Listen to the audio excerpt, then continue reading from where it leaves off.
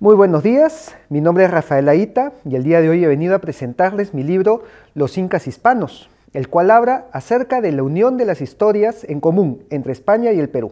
La inquietud acerca de escribir sobre los incas se remonta a mi primera visita a Machu Picchu, en donde ahí encuentro que lo que me habían contado en el colegio se quedaba insuficiente con respecto a lo que veía.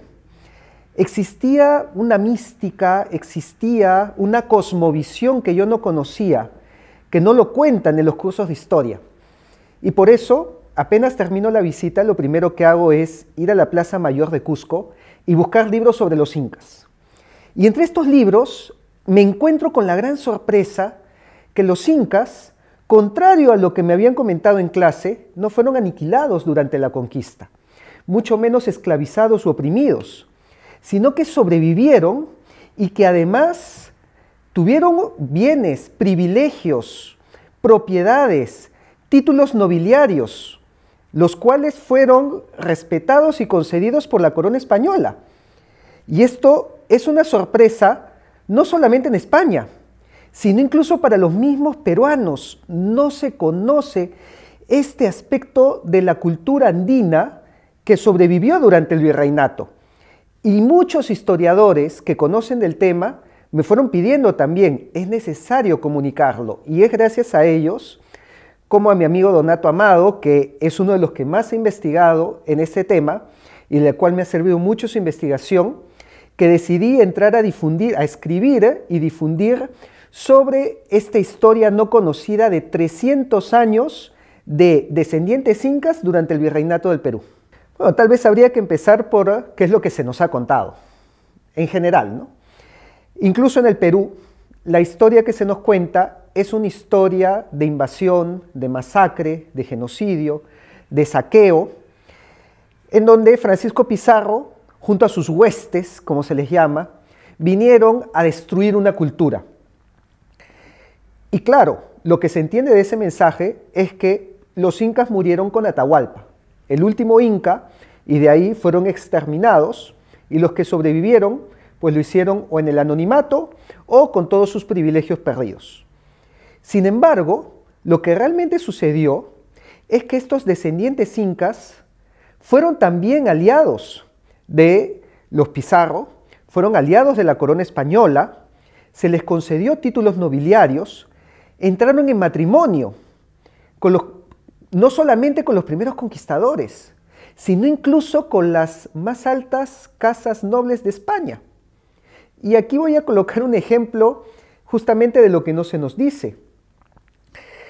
Sayri Túpac, hijo de Manco Inca y nieto de Huayna Cápac, firmó una alianza con el virrey Hurtado de Mendoza, un tratado de paz, por lo cual su hija, Beatriz Ñusta, se casó con el sobrino nieto de San Ignacio de Loyola, de Martín García de Loyola, uniendo la casa del Inca con la casa de Loyola. Bueno, dice el libro Nobiliaria Extranjera que el rey de España mismo los llamaba hermanos y altezas, que tenían el derecho de permanecer cubiertos en su presencia, de presidir todos los tribunales, cabildos de sus reinos y de portar el estandarte del rey, porque Carlos V en el Cusco otorgó la creación de una institución que se llamaba el Alferazgo Real del Inca,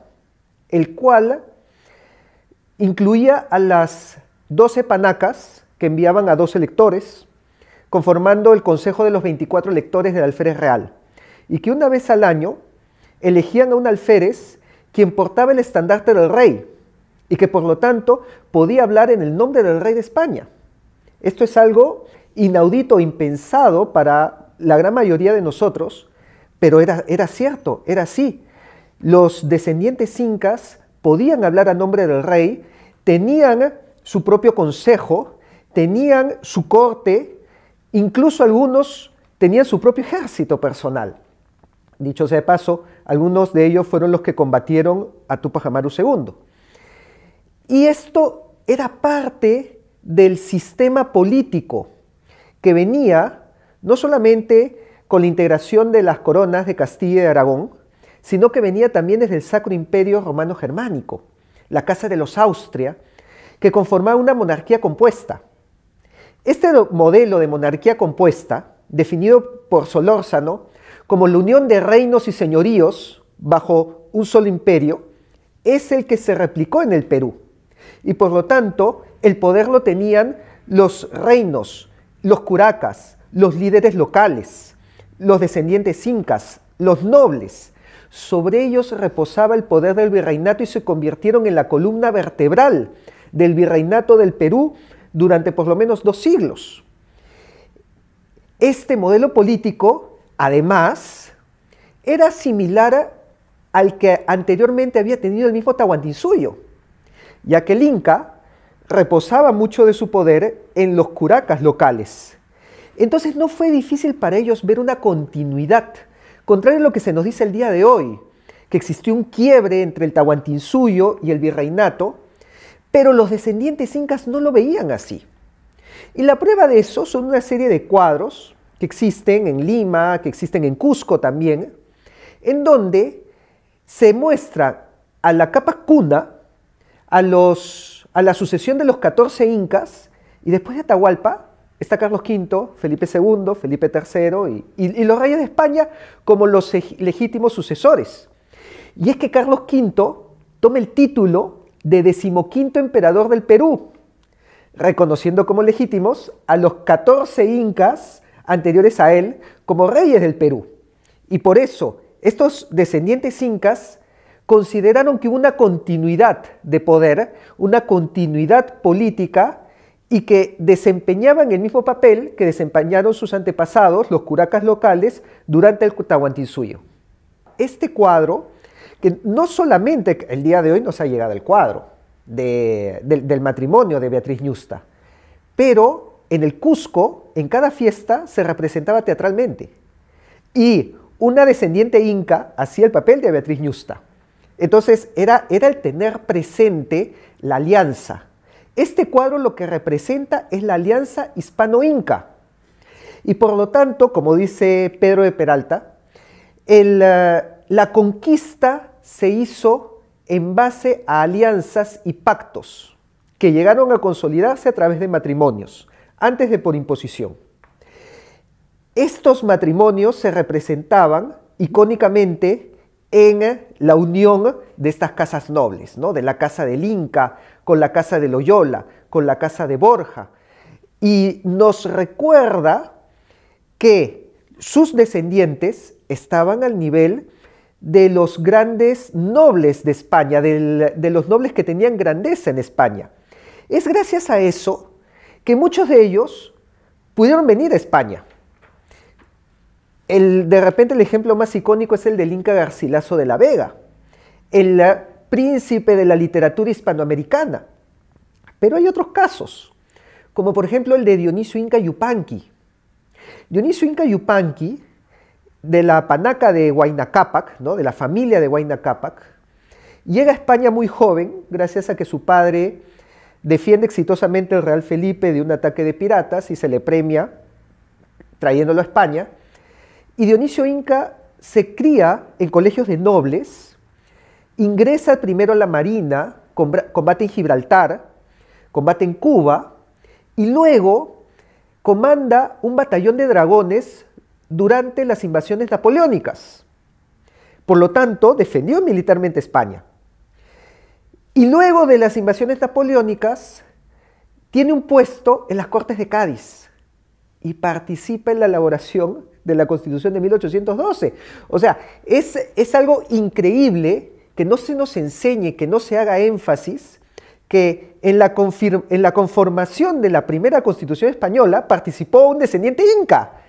¿Qué más unión de pueblos podemos pedir, ¿no? ¿Qué más unión de historias que se nos ha ocultado, que no conocemos, pero que la evidencia nos muestra de que no se puede conocer la historia de España sin conocer la historia del Perú?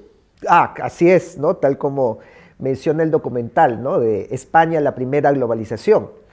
Dentro de lo que se conformó en América, tú podías comerciar utilizando el real de a8 y hablando en español desde Alaska hasta la Patagonia, por todo el continente americano. Y esta moneda, que era la moneda mundial, que era moneda que se ha encontrado incluso en la China, porque pues, los chinos exigían esta moneda para vender sus productos, porque era el dólar de la época, era la moneda más internacional. Esta moneda se acuñaba en América y también en el Perú, en la Casa de Moneda de Lima, en la Casa de Moneda de Cusco, en la Casa de Moneda de Potosí. Entonces, es como si nos dijeran pues, que el día de hoy el Perú tiene la capacidad de imprimir dólares. ¿Cómo podemos obviar esto, ¿no? ¿Cómo sería esta economía que tuviéramos los países hispanoamericanos? Segundo ejemplo, hablando también de globalización. La primera campaña internacional de vacunación de la historia, la expedición Balmis, que llega a Hispanoamérica, Nueva España, pasa por Perú, a Filipinas, y luego Balmis pues, pide un permiso para extenderla hacia China, precisamente porque había pues, una epidemia de viruela en China.